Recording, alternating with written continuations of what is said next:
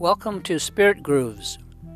My name is Michael Erlewine, and we're going to talk about a little bit about the four thoughts that turn the mind to the Dharma, in particular what's called the fourth thought. I first really got into Buddhism when I understood that it was not just another religion like the bad dream-like religion I was raised in. In fact, Buddhism is not a religion at all, but rather just a method through which to become more aware. It took a little bit longer for me to understand that Buddhism was not atheistic, as many people claim, but rather it is non-theistic, as in there's no one up there separate from us pulling the strings. Instead, whatever intelligence there is in the universe, so-called up there, we are an integral part of it as well. There's no absolute separation like a class or caste between the historical Buddha and me, only a continuum of awareness at which I am, I'm sorry to say, on a much lower rung. In the Catholicism I was raised in, or so I was told, and even by the knowledgeable Jesuits, there is an absolute difference between God and man, and even an absolute difference between Jesus and myself. There's no continuum. Anyway, this I could not accept. I was sure that the very best of me, whatever that is, at least was like the very worst of Jesus, and so on. There was some connection. However, I was clearly told no, and I had asked this question again and again. Anyway, Buddhism really clicked in for me when I first came across what are called the fourth thoughts, more officially called the four thoughts that turn the mind toward the Dharma, and even more commonly called just the four thoughts that turn the mind. These are the thoughts that turn the mind away from our busy day-to-day distractions. Here, I only want to discuss that fourth thought, but for those of you who have never encountered the four thoughts, here's what they are. Number one, our human life is precious. We should not waste it, but we should hopefully be used for some good purpose. Thought number two, life is like a bubble, and impermanence is a fact, and we ignore it at our peril. Thought number three, the law of karma is unflinching. Everything we do has an effect and affects us. And now for the fourth thought, a little more difficult one for me.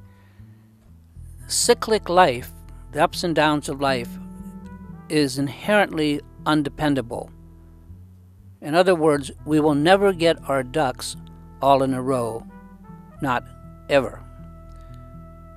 These four thoughts were the Buddhist teachings that first got my absolute attention because I had been thinking almost the same things myself from studying the laws of nature as a kid. However, it was that fourth thought that gave me pause. What's that all about? The fourth thought somehow was hard for me to grasp, not because it actually is that difficult to understand, but because like years ago when I first tried to give up smoking or coffee, inside of me I did not yet really want to give them up. So my non-understanding was driven by my secret joy in still pursuing them.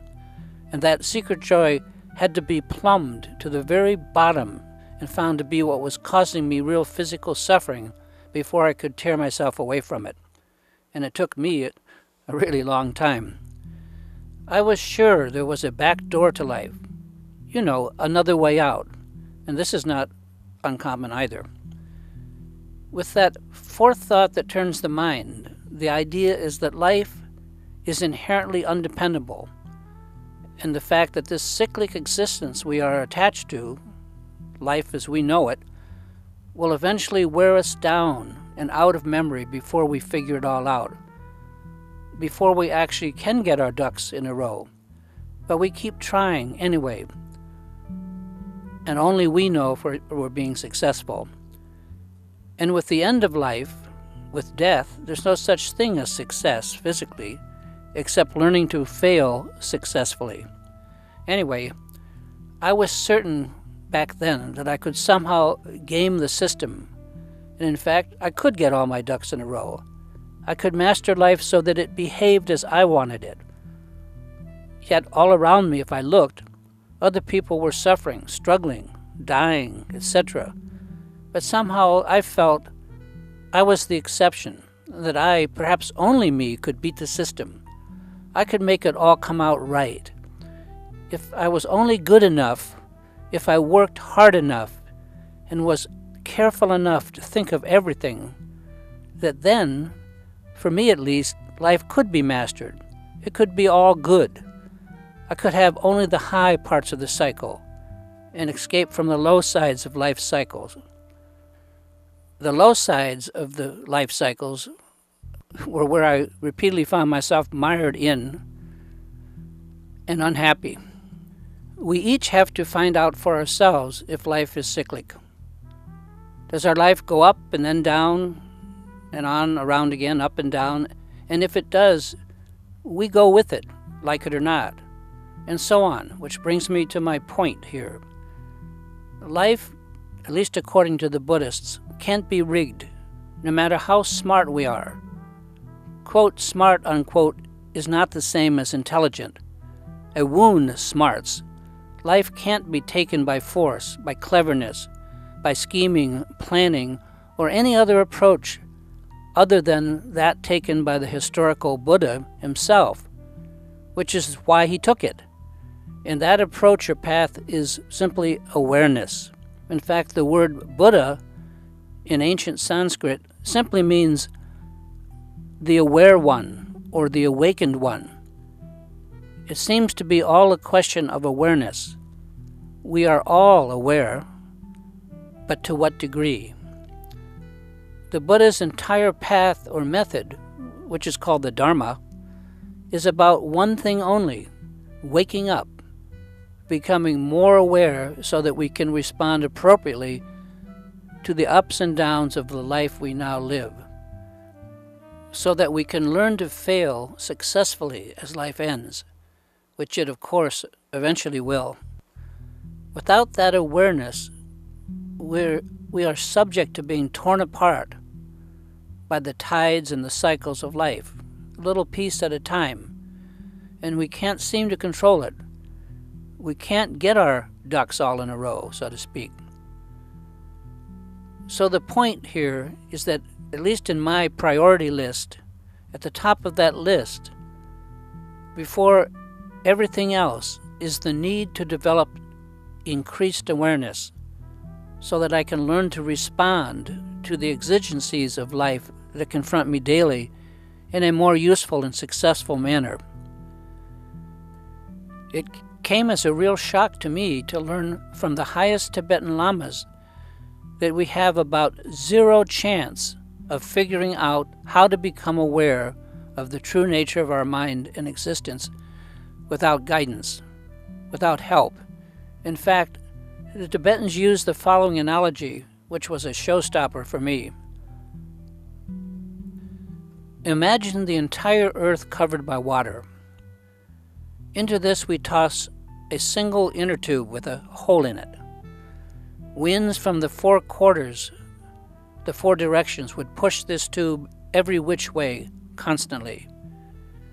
In that ocean of water is one blind turtle, and it comes to the surface only once in 100 years and pokes his head out. How long will it take for that turtle, as it surfaces, to coincidentally stick his head through the center of the inner tube?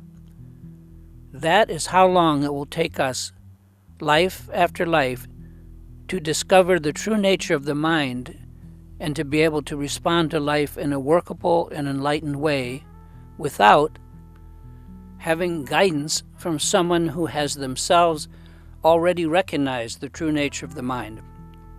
Anyway, that's something to think about.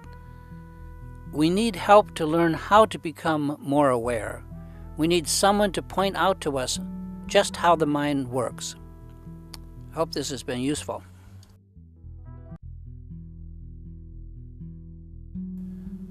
I hope you have enjoyed this segment of Spirit Grooves. If you'd like to read further on awareness, please see my free ebooks on astrologyland.com. Look for the book link in the middle of the page. My name is Michael Erlewine, and I curate what is probably the largest library of astrology in the world, the Heart Center Library. I hope you have enjoyed this segment of Spirit Grooves, and I look forward to seeing you again soon.